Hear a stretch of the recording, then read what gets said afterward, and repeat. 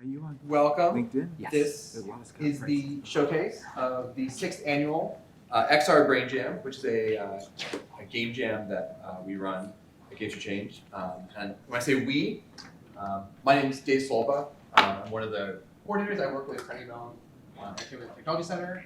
We collaborate with Games for Change. I've been doing this now for, like I said, 6 years. And it's a jam. And the thing that we were really excited about this is a game jam that's not just about people coming making games. This is about bringing game developers and then researchers, experts, people who might not make games, and bringing them together, putting them on teams, and saying, make something together. So it's not just whatever the game developers want, it's not just what the experts want. It's the thing that comes in the middle. Like I said, we've been doing it for 6 years, and it's always really exciting to see what people make. It's a really good space. It's really good vibes. This is just some pictures from the experience. Really proud of the diversity, not just in terms of like developers and researchers, people from around the world. We had Australia, we had Germany, Canada, United States, locals, New York, but also people from around the country. And you could just sort of see the space was full of a lot of different perspectives, and a super exciting part of what this does. And this is just a representation of where people are coming from. So it's universities, it's developers, it's independents, a lot of different stuff, people who are just about programming, people who are about being creative, people who are about putting things together. Like I said, just a lot of like fun, exciting people in the room making cool stuff. We brought 9 teams together and they made really different stuff. Today we're going to be showcasing just 4 of them.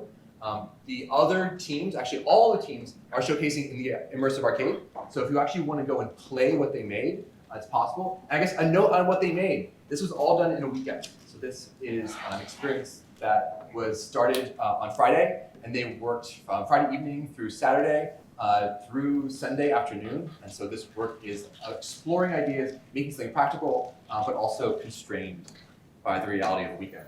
And so that stuff is being demoed in the arcade. They're all prototypes, but they all are exciting, cool ideas in this space of like research and technology and development and entertainment. So go check it out. I'll have some more details.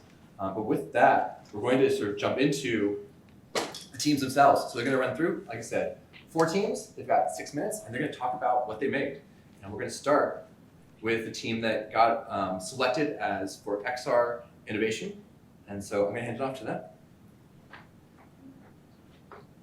Hi everyone.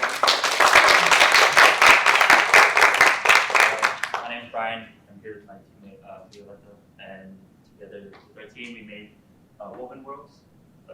Get into the place. So here's our wonderful team.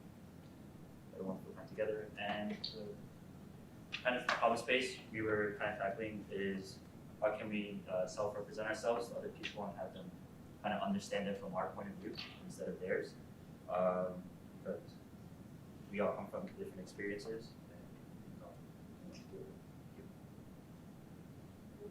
Yeah, our idea came from like we were a very diverse team, and we wanted to work. We didn't want to tell the stories of others. We wanted to tell our own stories. So rather than compromising, why we don't change the creative process on its feet upside down and don't compromise, and each of us is allowed to tell our own stories because technology is here. So it's not about the technology, but it's about what technology is allowing us to do today. Why it matters? Because Eurocentric normative framing of relationality, being together, constrain our ability to represent ourselves, our communities, and the things that matter to us. Because all cultural institutions, like museums, art galleries, universities, talk a lot about decolonization, but their approaches to representation and media companies work to tell a more inclusive stories, but they all fail. Why? Because they keep relying on Euro-American curatorial narrative norms and architecture of storytelling and games. So our approach was really turning creativity upside down. We just went and said, each of us create our own worlds. So what we create, it's a game where you will be able to put a headset and it will allow users to create a virtual world based on their own text or voice prompts using AI. They can populate the world, they can generate with 3D objects, add music, sound effects, and their own voices, and they will keep building a library. The world they create is their vessel, and they can be used to tell a story, convey a thought, share, or experience. While personal, these worlds are not isolated. By choosing and connecting commonalities, share emotions, 3D artifacts, and environmental descriptions, users can pull on objects or portal keys from one to another and threads to move into related worlds. This web of vessels allows users to share the experience created from a different point of perspectives, while also providing this sense of interconnectedness.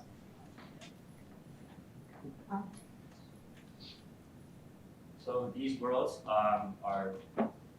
should be inspired by your surroundings or places that you find yourselves more safe or comfortable in. Here we have 6 examples of real world places where someone might associate themselves or kind of identify with a sense of peace with. So using AI, we generated digital worlds that kind of are inspired by these real world places using semantics and text prompts. So here we have a video demo.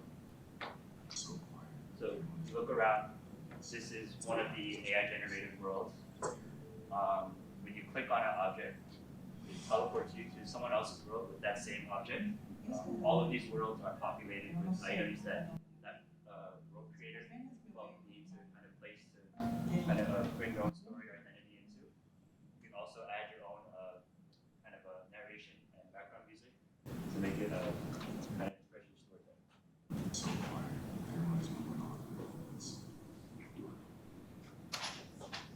So the idea came from this idea of allowing everybody to tell their own stories. And then we talk about our grandmothers, and I wanted my grandmother, a hetero woman, to be able to put her on headset, prompt it, tell what she wants, close her eyes, and the world forms around her. So it is about breaking the process that is not allowing us to tell our own stories. We want to make worlding accessible, simple, and possible for everyone.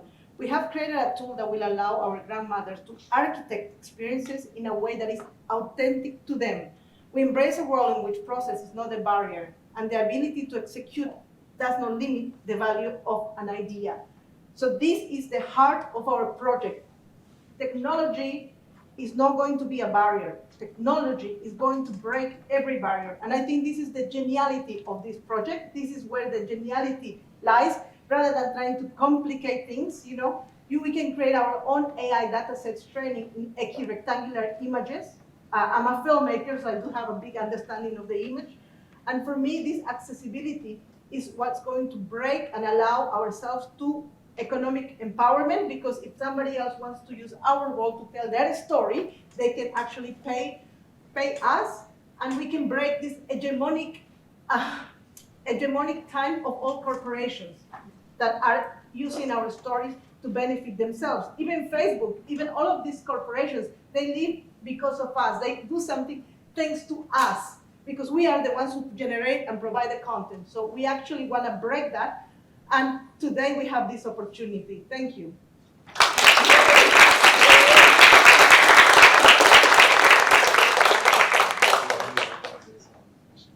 Right. Move on to the next team. All right, team number 2. The team that was selected audience choice. So you might come up and tell your story.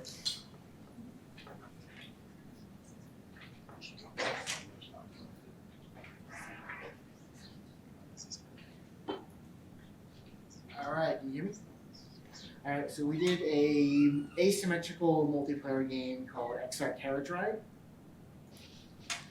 This is our team. Maurice is up here speaking with us, and the rest of some of the team members are in the audience as well.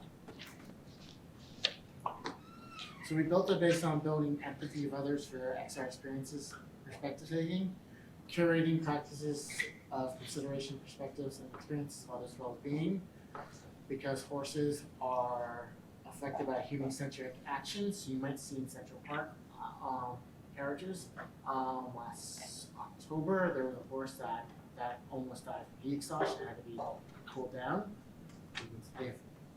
And in horse racing, well, as you can see, made from the Kentucky Derby, it looks like most people think from a faraway perspective that horses and cheering, that's a message to the horse racing industry, but from a psychology view, in the horse, it's actually in a state of fear.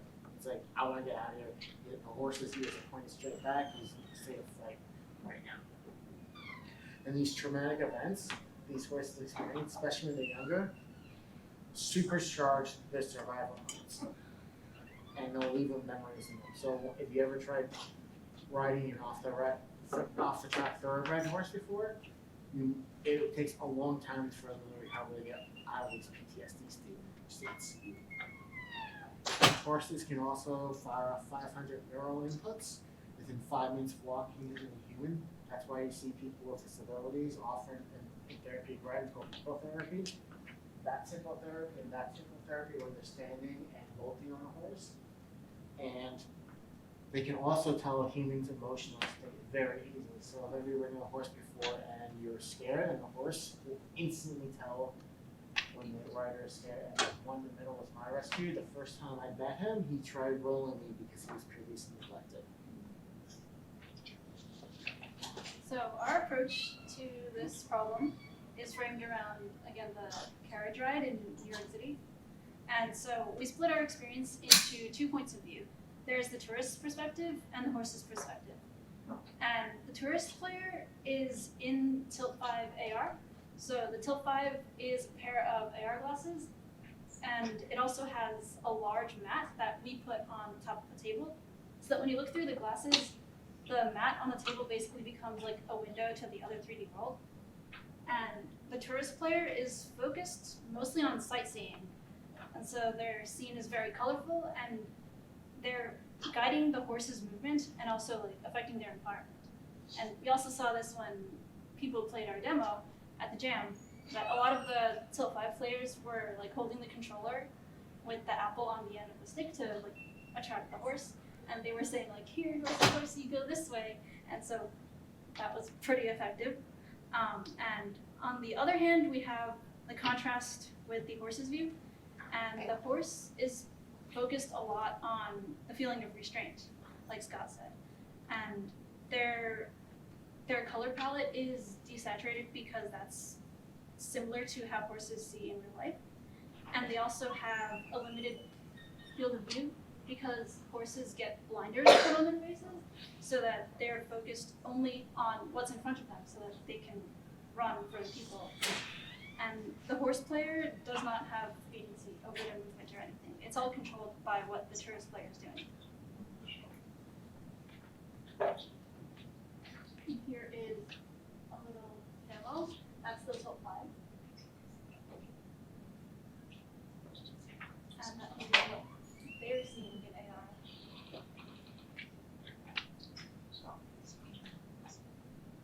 The horse is playing.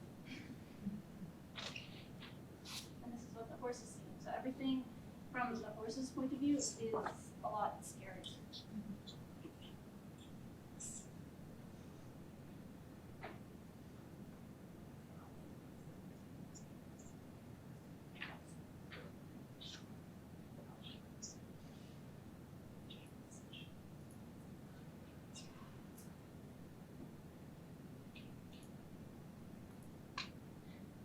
So for the future, our next steps involve adding more choices for the tourist and also for the horse. There could be some more positive interactions for the horse, changing the horse's environment to something like a meadow that's more comfortable for them, and then seeing the difference in how the horse reacts to that. We can add branching narrative and even adapt this whole experience, because it's all about empathy and different perspectives. We can adapt it to other topics as well.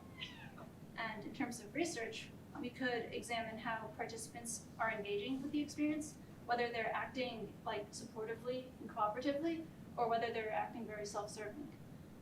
And we can also test how effective this is transformationally, and maybe like there could be a difference between what order you experience the two perspectives. Like we had some players trying only one of the two perspectives, or they could like try one and then the other, or maybe the other way around, and see if that matters.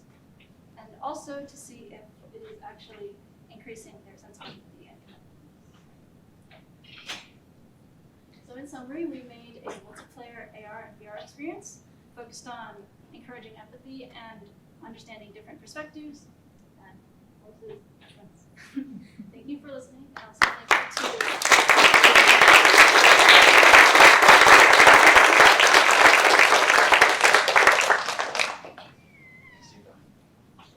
All right. Next one, awarded the product potential recognition. Floor is yours.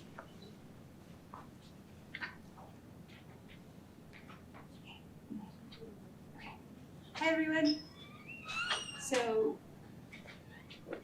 this is 8 years in the making. I'm the subject matter expert who came to do exactly that. I've been doing qualitative and anecdotal research on this DOT model, Deepen, Orient, Transform, and I wanted to gamify it so it could scale.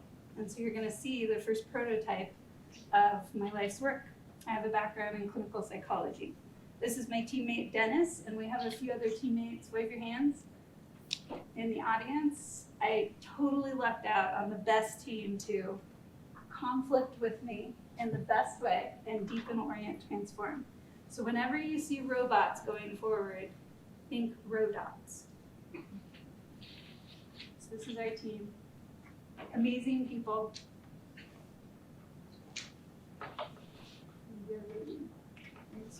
Okay. So you've probably all heard of conflict resolution, yeah? So conflict resolution, in my experience and my research, it actually makes you attached to the outcome. It makes you want to get to eliminating the conflict. And what that can do is it sets the cycle up again. And so the question that I had to ask was, how do we get back into the present moment? And so the name I gave that 8 years ago was conflict resiliency. It's not about resolving it, it's about recognizing the micro conflicts. How do we see our emotions as our allies to actually navigate conflicts successfully? So that's where the DOT model was born. Deepen, orient, transform. That's the recipe to turn it around. A lot of people have seen this over the years, and they're very affected by it. It's life-changing. It's a lens that changes how they navigate every single moment, not just with the conflicts outside of them, but the conflicts inside of them. Conflict starts inside. This is a very simplified version of scarcity of the DOT model. So scarcity means I feel like I don't have enough to get through this moment. And when I don't have enough, kind of like the horses in the last presentation, when I'm in tunnel vision, I'm in fear. And when I'm in fear, this relational dance we're in is not going to go well. So instead of just lecturing humans and being like, you should get out of scarcity, we decided to train robots. And that's what this game is about. You've probably seen some versions of this, but most of the models you're going to see are only going to use 3 of these archetypes, the villain, victim, and hero, to tell you about conflict. When you leave the bystander out, you lose most of the power and the potential in the room. Bystanders are key. And this model unlocks that. And when we unlock it, we can see that these emotions for each of the archetypes continue to escalate until you get into that fight and flight and fix and freeze. So I've told you a little bit about this already. Clinical practice. This model was born in inpatient psychiatry with children in 2015. Finishing my doctorate, these kids were actually getting in really intense conflicts with the clinicians that did not seem appropriate. And I could feel how burned out and afraid everyone was. And so in order to support the children, I gave them the pieces I knew and we put this together, the DOT model. What I realized over time, however, that drawing out on a whiteboard wasn't enough. And that's when I started to explore XR and virtual reality. How do we mimic those emotional states and give people permission to explore what's uncomfortable to them? So in general, we're going switching from lizard brain reaction mode, which is fear-based, to responding. And this game that we developed in 2 days after 8 years, no pressure team, this game we developed was the beginning of starting to reward people for stepping back and noticing. Even when I'm having uncomfortable emotions, I can pause, I can take a breath, I can go back into trust and curiosity as a way to return and learn about my situation. So I'm gonna hit play and turn it over to Dennis. Where you will collect the human emotional intelligence of conflict so you can become a Yeah, resilient. so we've got a really awesome opportunity to work with Ruth and to try to put some of her ideas and thoughts that are in the model in place. I might be louder if I'm here, sorry. So what you're seeing right now is we place the player in an environment where we see a lot of conflict, specifically here in New York City. Happens very frequently within the train station. You've seen the videos, you were there probably this morning, might have had an opportunity to experience conflict. What we decided to do was sort of put the player here, and then eventually, after the onboarding, teleport them into the game space. What's really important about this space is that we decided that because these interactions happen so quickly, we want to try to move them in a bit more closer to bullet time. Yep. So this is a turn-based interaction that we decided to come up with. It's fine, our presentation. You're going to be able to see all of this stuff later. What I want to get into is just what the design practice was. So one of the things that we often do within the practice is make sure we understand what's the emotional context that we want to put the player in. We had all decided as a team that the aha moment was really what we were looking for. So the player walks out and they have this realization of what's happening and what they've just been through and how it applies to them. Additionally, along with that, we try to identify specific mechanics that can help us to align to that state. So we worked really hard to sort of understand how we can take those interactions, put them into the VR space so that it became much clearer to the player and we can sort of guide them through the experience the way in which we expect them to experience. So what we really want to start doing, especially as a product, is start to see how we can scale this. How can we start to grow this from the simple prototype to something bigger that can start to touch and impress more lives. Ruth has already had some conversations in all of those 8 years of work with some of the AI companies that are out there. We think that this is a really interesting opportunity to allow this model to be used to start to impress some of the training and inform some of the training that those companies have been doing. Because we're going to have to live with AI for the rest of our lives. We've already started, but we're going to continue to do that. If they can have a better understanding of who we are and the emotions we go through, we feel like through a game and an experience like this, we have an opportunity to work more symbiotically and closer together. Thank you.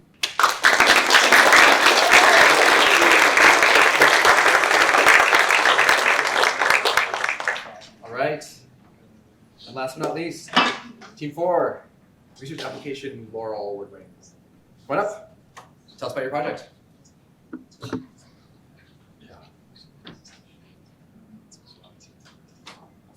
Good afternoon, everyone. I'm Ayana, and this is I, and we're going to be presenting on Space Party Rescue, which is a VR game created by our team, the Soundbenders. We had a group of researchers, designers, developers, artists, all interested in creating a game to help with auditory processing. And so something that you guys might have experienced yourselves this morning is that listening in complex situations can be challenging for some. Right? In addition, 20% of people worldwide suffer from some sort of hearing loss. And when it comes to things like stigma and shame, so people learn about hearing loss occurring in themselves, one thing that can happen is it can lead to self-isolation. Might get a little bit uncomfortable in complex environments such as parties or restaurants and start to isolate, and this can progress or help to progress the hearing loss. So research shows that gamified sensory motor interaction could be conducive to better assessments and improved hearing, and also get people more comfortable being in those environments. So a couple of needs on the research side is one, a tool that helps researchers understand the relationship between auditory processing, attentional biases, emotions, and more. In addition, there's a need for tools that help to enable remote simulation-based research. So this is taking some research from the lab to a more lifelike environment, and this can help in numerous fields. So what is it? we built a VR stealth game with sensory motor interaction, so audio, visual, movement, where you have to listen into these conversations at a space party to save the aliens in disguise who are being hunted down. And to do this, you have to kind of identify the alien words that are being said in the conversation, all while the sounds of the spaceship engine, the partygoers, and the music are distracting you. VR gave us the ability to create an immersive audio experience when, in reality, hearing tests and assessments right now are not like that. Gamification and an interesting narrative also increases motivation and interest in assessments that can usually be extremely boring. We also added a superpower that simulates a real-life hearing aid, which allows the player more autonomy. So in this diagram, you can see the rotation and the distance of your head will actually modulate the audio levels, the loudness and the softness of them. So here's a demo of that. Your mission is to save the aliens disguised as humans. Go around the room and listen for alien words. Have you heard about the latest space station upgrades? They've squandered resources on adding a new gym module and a virtual reality. I love seeing the smiles on everyone's faces when they enjoy an hour. Food has a way of bringing people together, even in the vastness of space.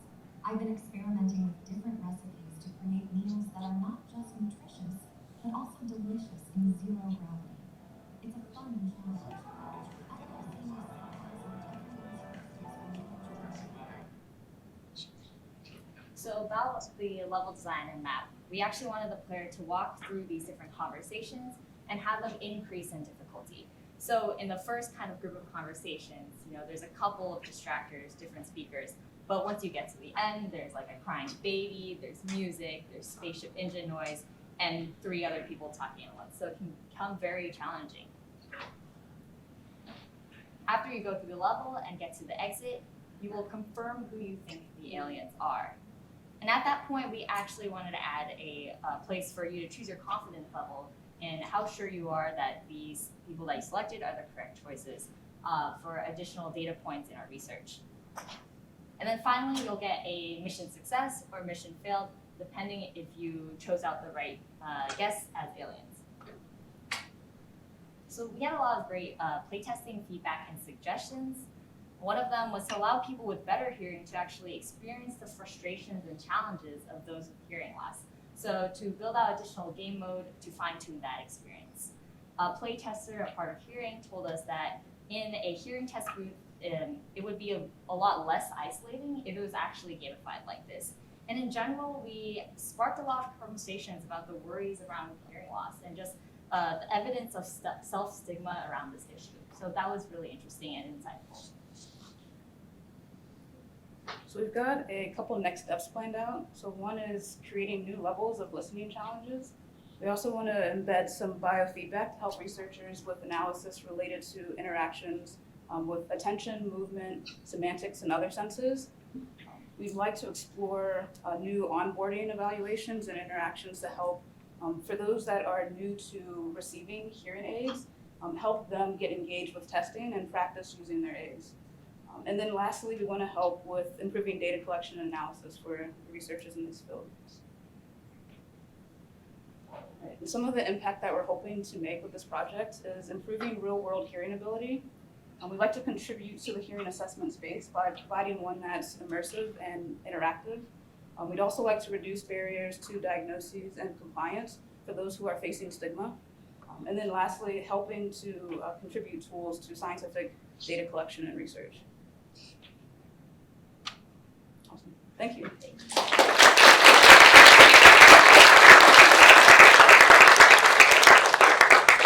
All right, that was the 4 teams that got a chance to present.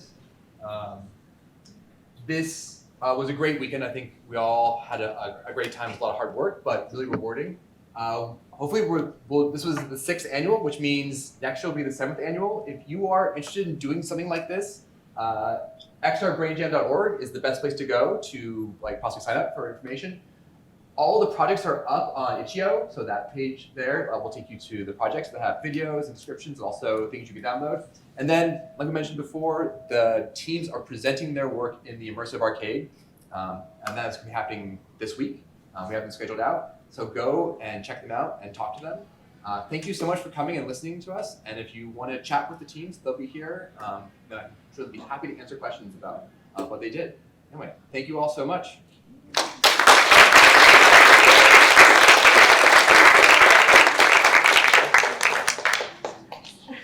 Yeah.